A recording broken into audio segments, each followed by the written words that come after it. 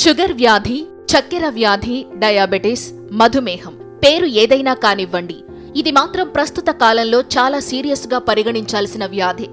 ఒక్కసారి షుగర్ వ్యాధి ఉందని నిర్ధారణ అయితే ఇక అది మన జీవితంలో భాగమైనట్లే. ఎందుకంటే షుగర్ వస్తే పరిస్థితిని నియంత్రించడం మాత్రమే సాధ్యమవుతుంది తప్ప పూర్తిగా తగ్గడం అనేది సాధ్యపడదు. ఎప్పటికప్పుడు బ్లడ్లో షుగర్ లెవెల్స్ ను కంట్రోల్ చేస్తే కంట్రోల్ అవుతుంది తప్ప జీవితాంతం కంటిన్యూ అవుతుంది. ఒకప్పుడంటే అరుదైన వ్యాధి కాబట్టి చాలా భయపడేవారు, కానీ ఇప్పుడది సర్వసాధారణమైపోయింది. వైద్య విధానాలు కూడా చాలా మెరుగయ్యాయి కాబట్టి అస్సలు భయపడాల్సిన అవసరం లేదు. అలాగని అజాగ్రత్తగా కూడా ఉండడానికి లేదు. ఎందుకు వస్తుంది? షుగర్ రావడానికి ప్రధానంగా 2 కారణాలున్నాయి. మొదటిది వంశపారంపర్యంగా వచ్చేది, రెండోది కోరి తెచ్చుకునేది. కుటుంబ చరిత్రలో ఎవరికైనా షుగర్ ఉంటే అది వారసత్వంగా వచ్చే అవకాశం ఉంటుంది. ఇక కోరి తెచ్చుకునే షుగర్ వ్యాధి అంటే స్వయంకృతాపరాధం వలన వచ్చేది. అంటే ఎటువంటి ఆహార నిష్టలు కాని, విహార వ్యవహార సూత్రాలు పాటించక అస్తవ్యస్తమైన జీవన శైలిని ఆచరిస్తున్న వారికి డయాబెటిస్ తప్పక వచ్చే అవకాశం ఉంది. వంశపారంపర్యంగా వచ్చినా కోరి తెచ్చుకున్నా చేయగలిగింది ఒక్కటే, షుగర్ను నియంత్రణలో ఉంచుకోవడమే. మన శరీరంలో అత్యంత కీలకమైన భాగం ప్యాంక్రియాస్ లేదా క్లోమ గ్రంథి. ప్యాంక్రియాస్ సాధారణంగా మనం తీసుకున్న ఆహారం జీర్ణమవడానికి కావలసిన ఎంజైమ్లను, జ్యూసులను ఉత్పత్తి చేస్తుంటుంది. ఫలితంగా ఆహారం జీర్ణమై గ్లూకోజ్గా మారి రక్తంలో గ్లూకోజ్ స్థాయిని పెంచుతుంది. ప్యాంక్రియాటిక్ బీటా సెల్స్ రిలీజ్ చేసే ఇన్సులిన్ ఈ గ్లూకోజ్ను కణాలకు చేర్చడంతో గ్లూకోజ్ సాధారణ స్థాయికి వస్తుంటుంది.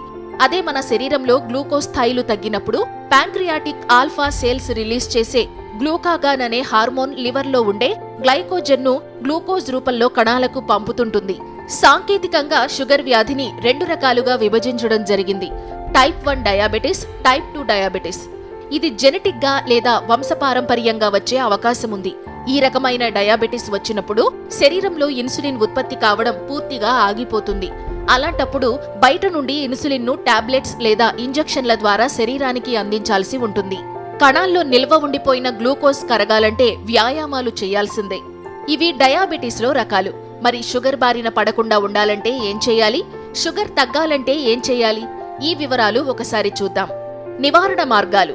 మధుమేహాన్ని నివారించడానికి ఏం చేయాలో ఇప్పుడు చూద్దాం. ఆహార నియంత్రణ.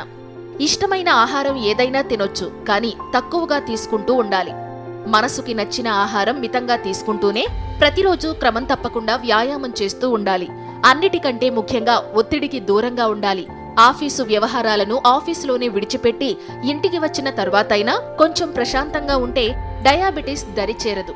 డయాబెటిస్ విషయంలో మనం చేయగలిగింది, మనం చేయాల్సిందల్లా ఒకటే, అదేంటంటే నియంత్రణ లేదా నివారణ. ఆయుర్వేదంలో మధుమేహం నియంత్రించడానికి ప్రధానంగా వాడే మూలికలు పొడపత్రి, తిప్పతీగ, తులసి ఆకులు, నేలవేము, నేరేడు, ఉసిరి, మూసాంబరం, తవాక్షరి, పసుపు, మెంతులు ఇలా చెప్పుకుంటూ పోతే ఆయుర్వేదంలో అనేక ఔషధాలు డయాబెటిస్ నియంత్రణలో మహాద్భుతంగా ఉపయోగపడతాయి. నిత్యం ఆయుర్వేద వైద్యుల పర్యవేక్షణలో ఉంటూ ఇటువంటి మూలికలను దైనందిన ఆహారంలో భాగం చేసుకుంటే డయాబెటిస్ నుండి తొందరగా ఉపశమనం పొందే అవకాశం ఉంటుంది.